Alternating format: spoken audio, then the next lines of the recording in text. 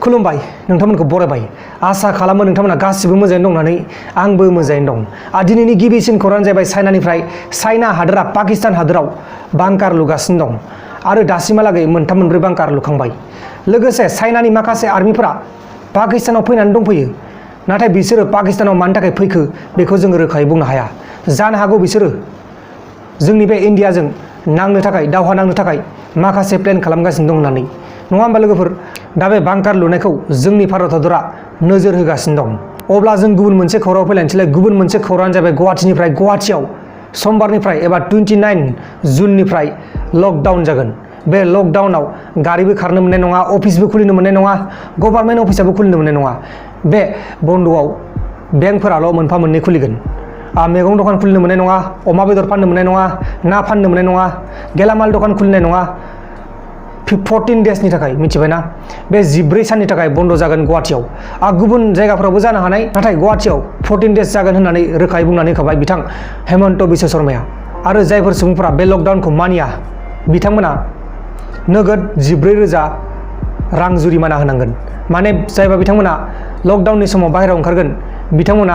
14,000 रां जुरिमाना होनांगोन आरो जुदि बे 14,000 रांखौ होनो हाया डाइरेक्ट नोंथांखौ जोबथेसालियाव लांनाय जागोन होननानै फोरमायदों जोबोर मोजां थांखि लादों बेबायदि थांखिखौ सिगांनिफ्रायनो लानायमोनबा दाहालागै जोंनि बे आसामाव 0 केस मोनसिगौमोन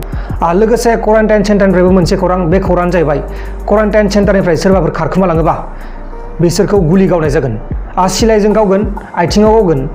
मोदोमाव नांनोबो हानाय दा बेनिखायनो जाय बिथांमोना क्वारेन्टाइन सेन्टाराव दं बिथांमोना क्वारेन्टाइन सेन्टारावनो थाबाय था खारखोमा लांनाङा खारखोमाबाथाय गावजागोनबो गुलि जोबोर मोजां थांखि लादों आसाम सरकारा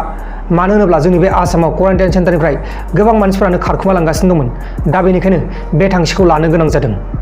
लोगोफोर नैबे नुबाय थानायानो जाहैबाय मृदुल बर' बिथाङा गोमानानै दं 24 जुन खालार खालि सराइघाट ब्रिजआव गावनि डकुमेन्ट्सफोरखौ गालांनानै मानसिया गोमादों ना दैयावसो बारजुमखो ना गुबुन जायगायावसो थांखो बेखौ दासिमबो मिथिनाय जायाखै बिथाङा गुवाहाटियाव गारि सालायोमोन बिथांनि गामिया जाहैबाय 1 नाम्बार बायनारा पुलिस थानाया जाहैबाय अदालगुरि डिस्ट्रिक्टआबो अदालगुरि